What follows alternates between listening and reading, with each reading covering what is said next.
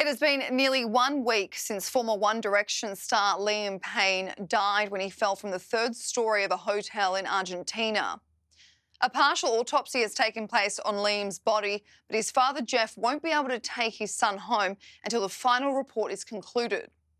The toxicology report, however, has been released to the public and found Liam had multiple drugs inside his system on the night he died. Joining me now to take us through this report is Dr Raj Persaud. Raj, thank you so much for joining me today. The toxicology tests have revealed that Liam had traces of cocaine, benzo, crack cocaine and pink cocaine, which is a combination of multiple drugs inside his system at once. Can you walk me through what exactly was found inside the singer's system? Well, as I understand it, it's early days yet. It's only a preliminary report. We have to be very cautious. They found a variety of different things in his system. So anytime a psychiatrist hears some kind of drug test comes back with what sounds like polydrug abuse, more than one drug, you're tending to think that maybe, and again, it's difficult to comment about this person too specifically, maybe this person had a long-standing problem with maybe substance abuse of some kind. Also, when you find a whole mixture of drugs in someone's system, then to what extent are they in a chaotic state? Because one of the questions when someone falls from a third floor of a hotel is, was it a suicide or a suicide attempt? Or was it someone just behaving in a very chaotic way and it was an accident? And so a mixture of different drugs can create a very chaotic mental state.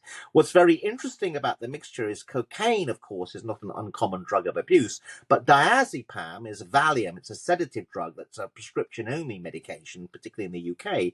Cocaine addicts often take diazepam to help cope with the come down. So it often is an attempt to balance you out from the unstable mental state that cocaine can create. So again, that's a possible marker of someone, again, one can't comment too specifically, but that would be found in someone who's quite an experienced cocaine abuser of some kind. The other drug that's been found is something called pink cocaine, which is actually a concoction of lots of different drugs: ketamine, MDMA, cocaine, methamphetamine, caffeine, opioids, etc., etc. There's no standard, in my experience, concoction. But again, so many different drugs suggest that maybe what this is was a very chaotic mental state, but it does raise a question: was this someone suffering from long-standing drug abuse problems? And underneath that, and again, this is a real question as a psychiatrist myself, seeing a lot of celebrities who are household names who may be very famous and successful.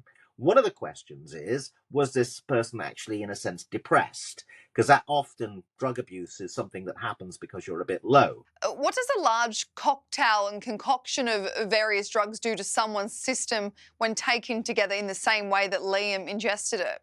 Well, it creates confusion and it can create a chaotic mental state, but also paradoxically, although in the short run it may seem to cheer you up, in the long run it's very strongly linked from the research evidence with depression. It makes you depressed. What tends to happen is you start chasing it because you get the occasional high from taking these drugs, but in the long run, the come down means you get more and more depressed.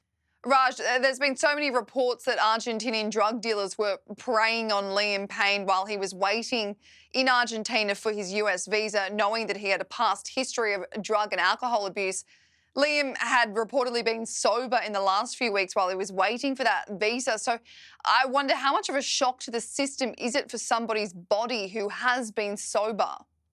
That's a very, very important point, and we see this a lot with heroin overdoses, that heroin abusers who've taken a break from heroin and been successful return to a dose that they had habituated to, but don't realize it's a dangerous dose because actually the body's not used to it, because after a period of abstinence, you have to go back to a much lower dose. I'm not advocating anyone take any of these drugs, obviously, but it can be very dangerous when you go back to the previous dose that you were used to when there has been a period of abstinence. And the other thing is that if you are a celebrity and are known to be wealthy, drug dealers in any part of the world will hone in on you and you become vulnerable because they start by offering the stuff for free very often, but they know that once they get you hooked, they can exploit you mercilessly. So you need people around you to protect you from drug dealers. That's why often my experience of pop stars and film stars is the bodyguards and the crew are not really there actually in the end in terms of safety to protect you from violence from other people, but to protect you from the drug dealers, actually, very often.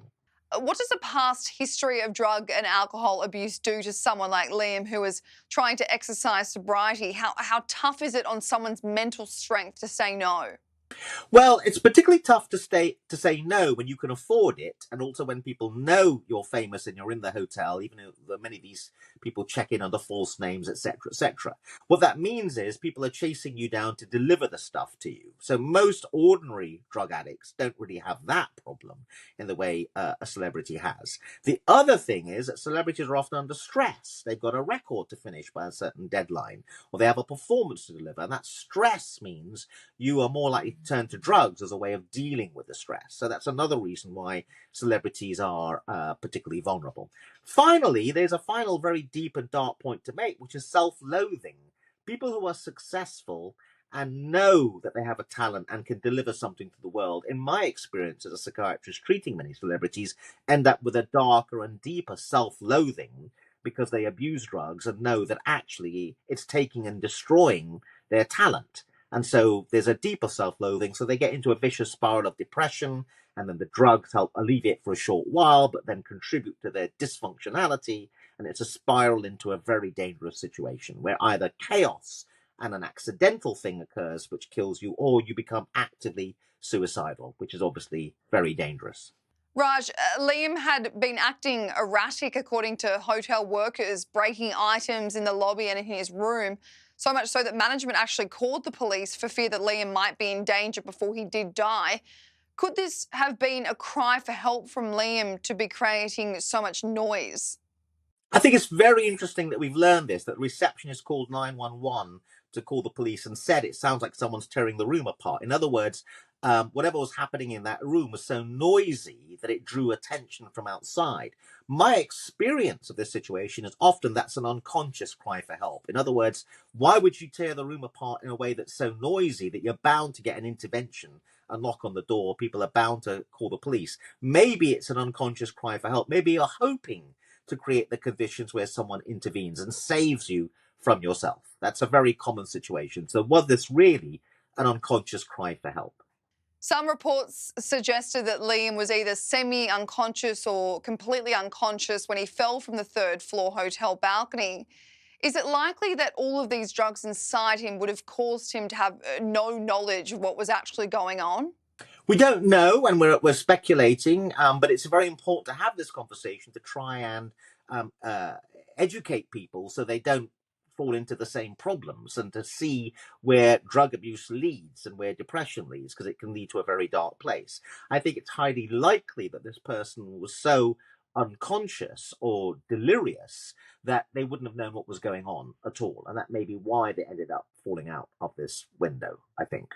They would have to be in a very chaotic mental state for it to be a pure accident, and maybe that was the case. Given that what we found out now in terms of the sheer amount of different drugs in the system, that would lend credence to the theory that this was someone that was in a very delirious mental state, therefore actually not entirely conscious, probably unconscious, or in a fluctuating state of consciousness, coming in and out of consciousness.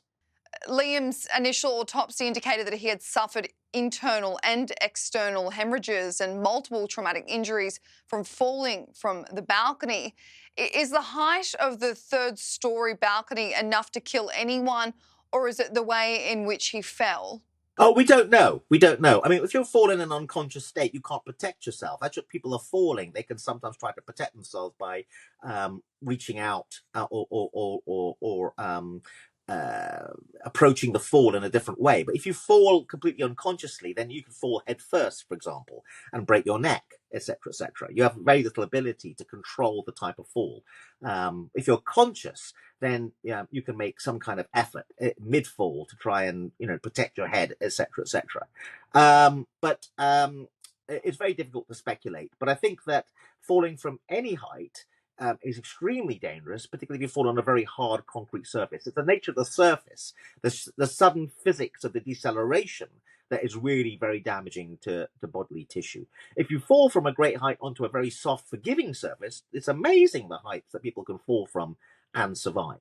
It's the sudden impact bit that is the physics of it that the kinetic energy that's transmitted into the body that produces such damage and ultimately death.